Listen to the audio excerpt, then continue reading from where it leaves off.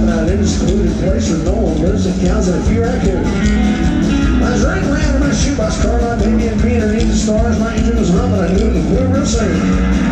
I was doing along about 95, I looked in my mirror and man alive, some guy was getting on me as his engine roared.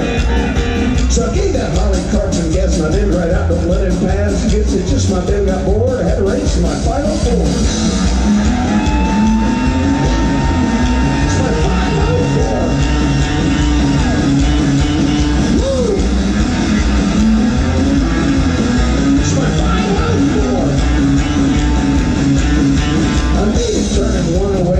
Up on my back and I knew he had some fat underneath that hood. So I pushed it up to 110, that flathead motor was about to give in. I crossed my fingers and prayed the Lord, don't let me down, you 504. It's my 504.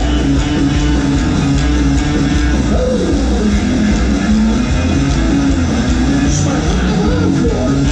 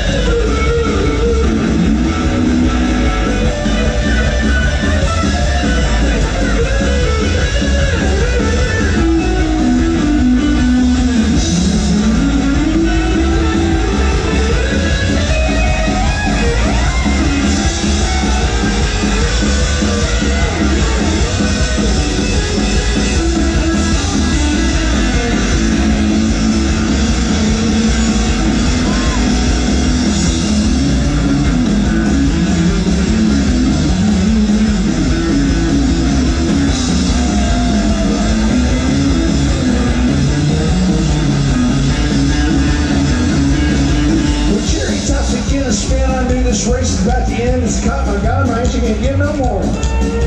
He threw me a channel on the door, my car blew up, Z oil poured. Guess it's just my big got bored. Had a race, my 504. It's my 504, Jim.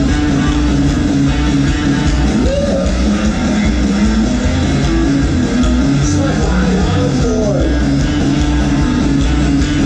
She's not even play this thing.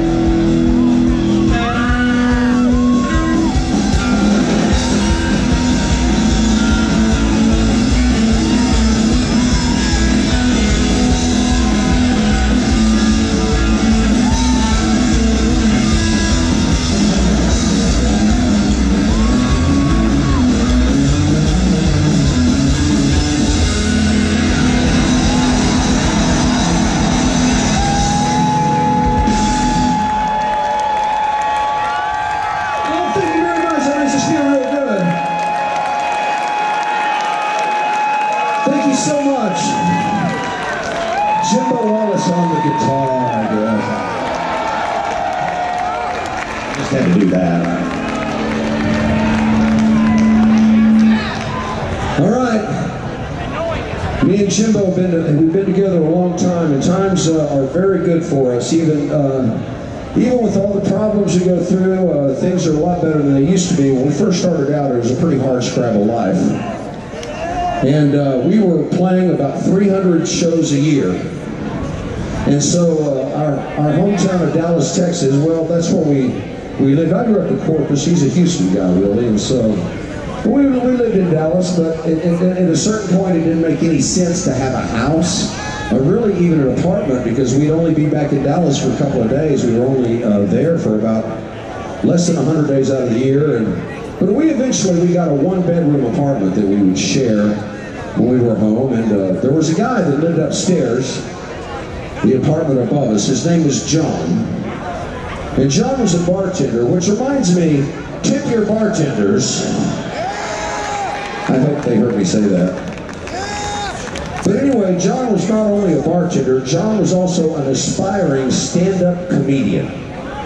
So I'd go upstairs and hang out with him, and he'd be watching endless reels, endless videotapes of comedians that he hated. I would sit there and watch with him, and if I laughed once, he'd look at me and go, "Why did you laugh? That guy's not funny at all." I go, "Why are you watching him?" But he was really studying his craft, and he would go to the Improv on open mic nights on Tuesday nights and try out his routine. And anyway, he was a good guy. One day we were playing golf, and we were out on this very hot day, and there were a lot of people on the golf course. And I'll never forget, we were having to wait for some people watching them. We were watching them look for their golf ball out in the woods, and we were on the 10th tee box sitting on a bench out in the glaring sun. He looked at me and he said, "So Jim, what are your career goals?" And at that point in my life, in our lives, it was something, I know you're supposed to think about that. You're supposed to set goals, career goals, and then achieve them or keep trying and all that. But at that point in time, our lives were so hard-scrabbled. We were actually, just by virtue of playing 300 shows a year, we were trying as hard as we could. But the first thing that came to my mind was that I'd rather that we never had to wash our hair at Burger King anymore.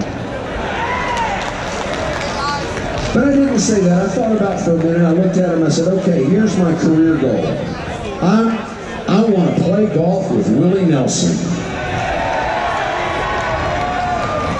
And guess what? I got to play golf with Willie Nelson a few times. He's a great guy. He has an unusual style of playing golf that he beats you at.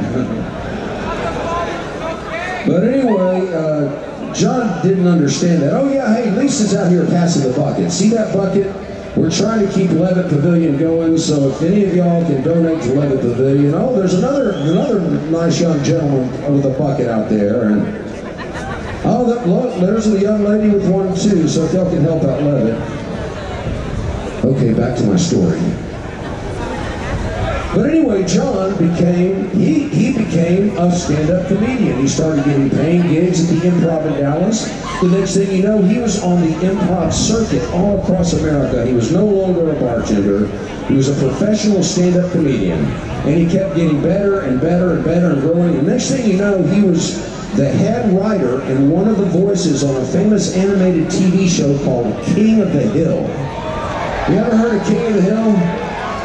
Well, John was the voice of the rockabilly, blonde-headed looking guy named Boomhauer. So the guy that mumbled, the guy that said, but that internet's almost easy. Don't click easy.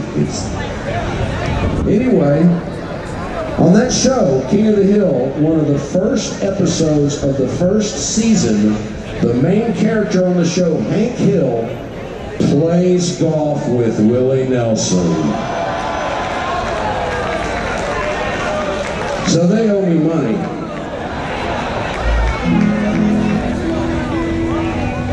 But yeah, no, we've done recordings of Willie, done a bunch of charity stuff with him, and we're working on an album of rockabilly cover songs. And I know Willie isn't a rockabilly guy, but we have a connection to him, so we kind of reworked one of his old songs into kind of a rockabilly Roomba thing, and I hope you enjoy it. It's called 3 Days.